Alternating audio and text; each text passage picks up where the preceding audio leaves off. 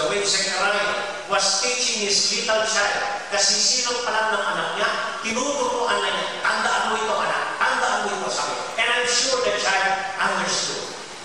I was reading some old notes, I don't know where, and it says something like this: teach your kids that life is not about getting what you like, but liking what you get. Ang buhay daw po ay hindi naman hinggil sa nakukuha mo kung ano ang gusto mo, kundi sa ginugusto mo kung ano ang nakukuha mo. Dahil madalas po, hindi natin makukuha ang gusto natin.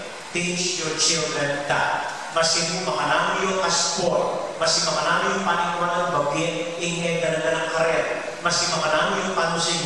Teach them that they may not always get what they want, but they should want what they get. Maaaring hindi nila lagi makukuha ang gusto nila, pero kailangan lang gustuhin nila kung ano ang makukuha nila. Hindi nakuha po ni Juan ang gusto niya. Gusto niya magbago ang bayan ng Israel. Gusto niya bumalik ang kalooban ng Israel sa Diyos. Gusto niya manumbalik ang bayan sa Diyos. Gusto niya magsisi ang mga tao sa kanilang kasalanan at bumalik ang loob sa Diyos. Yun ang gusto niya. Hindi po niya nakuha yun. Napugutan siya ng ulo bago niya nakuha yun. But I believe he enjoyed and he liked what he got.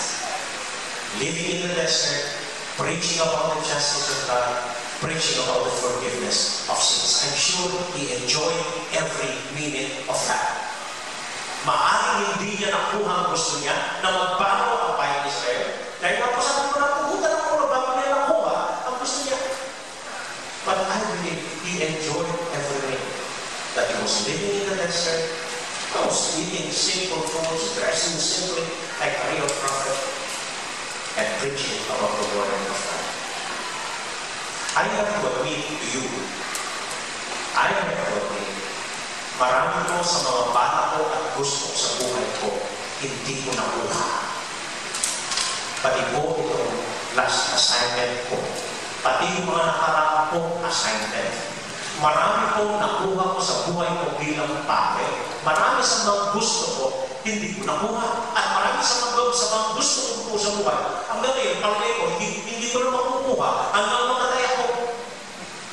But I tell you, I enjoy every minute na binigay ng Diyos sa akin. If you would ask me after 27 years, I still enjoy reading the Word of God. And I still enjoy preaching about it. And I still enjoy every minute of my priesthood. Maaring hindi ko nakuha ang lahat ng gusto ko, pero I tell you and I swear, gusto ko ang lahat ng binigay ni Lord sa akin. Amen? Amen. Third po, yung huling bahagi, after the trial, Zechariah was telling him to do this for his people. You will go prepare the Lord to prepare his way, to give his people knowledge of salvation by the forgiveness of sins. You will teach the people. You will be a prophet for the people. Ano pong ibig sabihin nito? Maliban sa hindi na natin kontrolan ang buhay natin pag tumanda tayo. Maliban sa katotohanan, maaaring hindi natin makuha ang gusto natin, pero dapat gustuhin natin anuman ang makukuha natin, ay ang katotohanan, we have social responsibility sa ibang tao na hindi man natin kaano-ano. Lahat po tayo, mayroong social responsibility tinatawag nila. Ang responsibilidad po natin, hindi lang sa pamilya natin. Ang responsibilidad natin, hindi lang sa mga anak natin. Ang responsibilidad po natin sa buong bayan kung saan kasama tayo, sa sangkatauhan kung saan kabilang tayo bilang tao. That's what they call social responsibility. May responsibility po tayo sa ibang tao. Ito po ang ibig sabihin ng kinukuha natin lahat. Hindi para sa mga kapatid natin, hindi o pamilya natin ito. Ito po ay para sa mga hindi natin kaano, hindi na natin makikita, mga nagkibiktima ng bagyo sa Mindanao. Yun po ang ibig sabihin ng social responsibility. Ewan ko po, hindi ko pa nakwento sa inyo, may kaibigan po akong teacher sa Mindanao. dalawa silang teacher, may anim na anak na, magkano lang sweldo lang bilang teacher, minsan nabalitaan ko, umabot pa sila ng dalawang bata na hindi man nila kaano-ano. Sabi ko sa nila, ano kayo martir? Ano kayo nagsasakripisyo? Pahiro? Ano na yung anak nyo? Hindi nyo man alam paano magkagastos yung anim na lang. Umabot pa kayo ng dalawa. What are you trying to prove? Sabi nila sa akin, medyo nahiyak ako. Sabi nila, gusto lang namin malaman ng mga anak namin na hindi lang sila ang anak ng Diyos. Upang malaman po ng mga anak namin, pagkat manghirap po kami, upang malaman nila na hindi lang sila ang anak ng Diyos. May isang po kong kakilala, plano na niya sa anak niya. Amo ito anak ko pag first year birthday niya, ay hindi kong gagastusin na mag-birthday siya sa isang magandang lugar at pag-fiesta ko siya. Hindi man niya matandaan yun, hindi man niya malasahan yun, hindi man niya makakaalala yun. So, gagawin ko sa first birthday niya, magpapakain ko ng maraming pulubin sa bayan.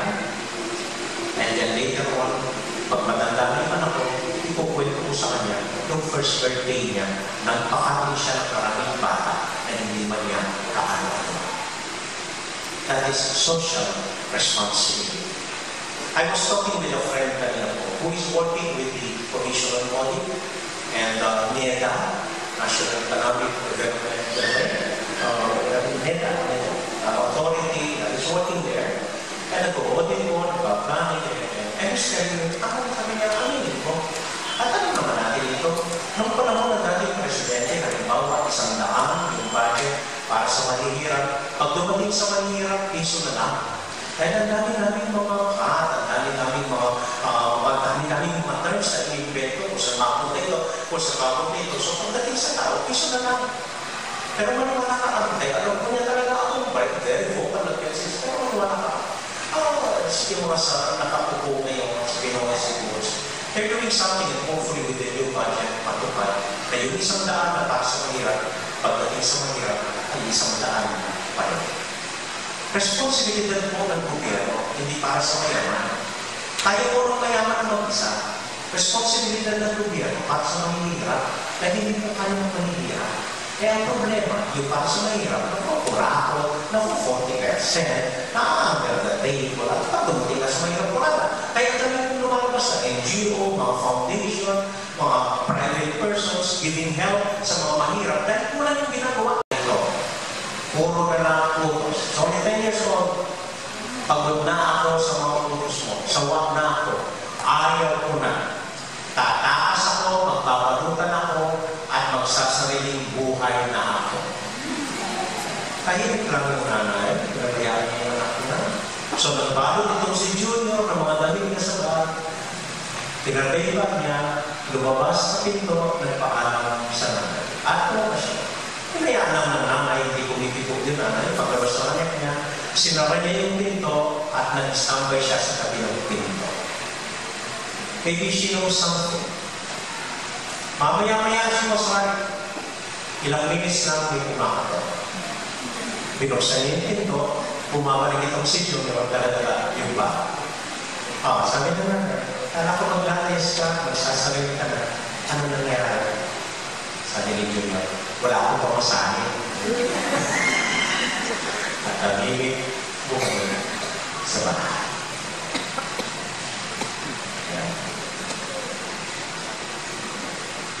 I don't know how you tie that up, but we don't own our lives. We don't control our lives. God does. We do not always like what we get. We do not always get what we like, but we have to like what we get.